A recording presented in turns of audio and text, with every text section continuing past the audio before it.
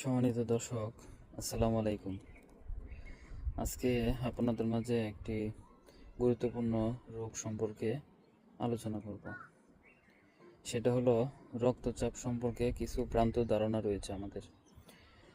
আমরা অনেকেই ভাবি এবং চিন্তা করি যে রক্তচাপ কারো যদি হয়, মানে হাই ব্লাড প্রেশার হঠাৎ ধরা পড়ে, সেক্ষেত্রে আমরা ডক্টরের কাছে গেলে কিছু ওষুধ সাজেস্ট করে। তাই আমরা ভাবি হয়তো বা এই ওষুধগুলো খেলে আমরা সম্পূর্ণ রক্তচাপ নিয়ন্ত্রণ হয়ে যাবে, ভালো হয়ে যাব। কিন্তু আসলে এই ধারণাটি সম্পূর্ণ ভুল।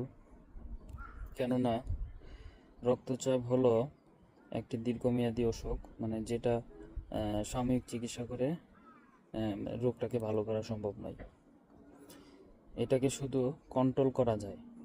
তো এই বিষয়টা আমরা অনেকে জানি না। সেই জন্য আমাদের ডক্টরের কাছে গেলে সাময়িক ওষুধ দেয় এবং পরবর্তীতে ফলো আপে যেতে বলে। আমরা গুরুত্ব দেই না, যাই না। কিছু ওষুধ খাওয়ার পরে পরবর্তীতে আবার চেক আপের পরে ডোজ মিলিয়ে আবার ওষুধ দিত ডাক্তার, কিন্তু সেটা আমরা না করে আমরা ডাক্তারের কাছেই যাই না। ফলে কি হয়, হঠাৎ যে কোনো সময় আপনার একটা দুর্ঘটনা করতে পারে।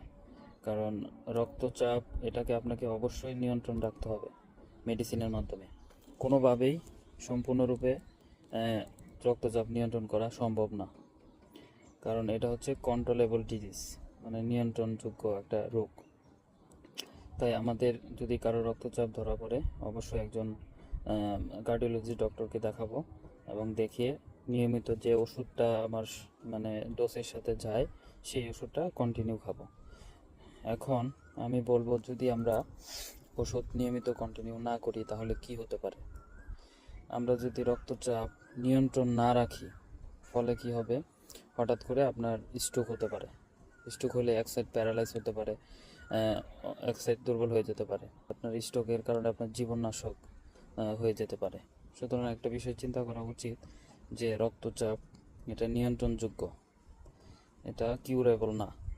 সুতরাং আমাদের কারো রক্তচাপ থাকলে আমরা অবশ্যই চিকিৎসকের পরামর্শ অনুযায়ী ওষুধ কন্টিনিউ করব, মানে যে পর্যন্ত বেঁচে থাকবো সে পর্যন্ত ওষুধ খেতে হবে। আশা করি আমার এই ভিডিও থেকে অনেক কিছু বুঝতে পেরেছেন, কীভাবে রক্তচাপ সম্পর্কে কিছু ভ্রান্ত ধারণা এগুলো আমি ক্লিয়ার করলাম।